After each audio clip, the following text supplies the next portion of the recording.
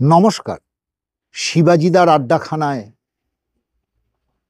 মহাপবিত্র ভূমি নর্মদা খণ্ডের অমরকণ্টক থেকে আজকের আড্ডার বিষয় হচ্ছে সোনমুড়া। কথিত আছে এই অমরকণ্টক পাহাড়ের মাইকি বাগিয়ার যে বর্ণনা আমি করেছিলাম গত ভিডিওতে, সেই মাইকি বাগিয়ার থেকে পাহাড়ের অনেকটা নিচে, প্রায় ২.৫-৩ কিলোমিটার নিচে খাড়া রাস্তা দিয়ে গিয়ে আরেকটি জায়গা আছে মাইকি মণ্ডপ। কথিত আছে মা নর্মদা সঙ্গে সোনের বিবাহ স্থির হয়, কিন্তু সোন নর্মদা বলে ভুল করে নর্মদার সখী জহিলার প্রতি আকৃষ্ট হবার ফলে মা নর্মদা পশ্চিমমুখী হয়ে বইতে থাকেন এবং সোন বইতে থাকে পূর্বমুখী হয়ে। এই যে সোন নদীর উৎপত্তি স্থল, তারই নাম হচ্ছে সোনমুড়া। এখানে কতগুলি বিশেষ তথ্য আপনাদেরকে জানানোর আছে। মা নর্মদার অভিশাপে সোন নদীর জলে কোনো শুভ কর্ম সম্পন্ন হয় না। সোন নদীর জল কখনো কোনো শুভ কর্মে ব্যবহৃত হতে পারে না।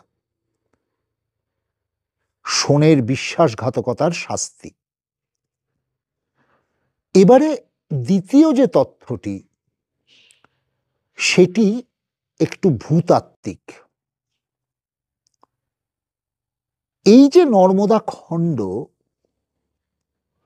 এটি কিন্তু একটি নন গ্লেসিয়ার জোন। এখানে কিন্তু কোনো বরফের গ্লেসিয়ার নেই,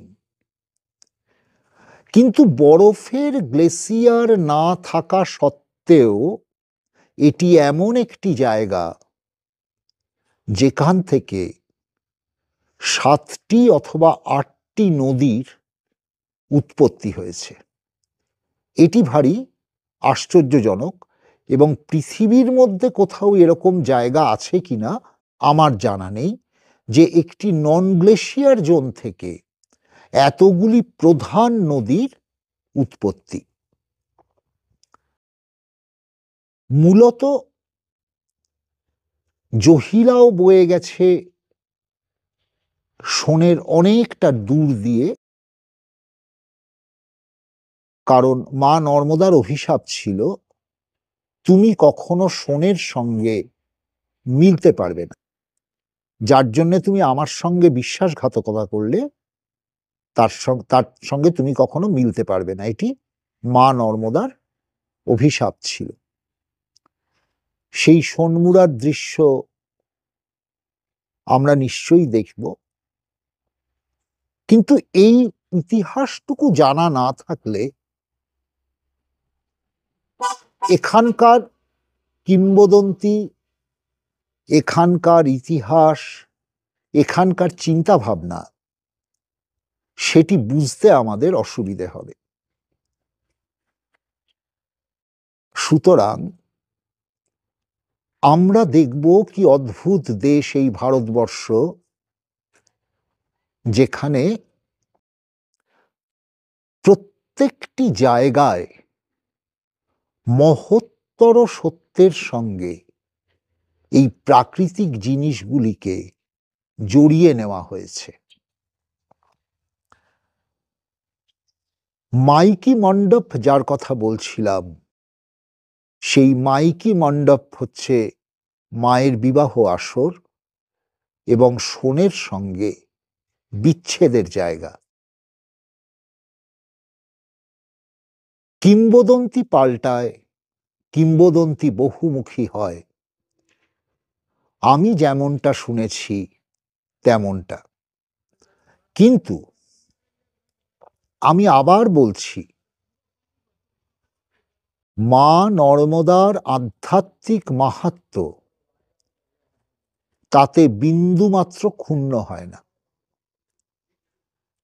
নর্মদা তীরের যে ভাবগম্ভীর সাধনের তরঙ্গ বয়ে যাচ্ছে তা বিন্দুমাত্র ক্ষুণ্ণ হয় না।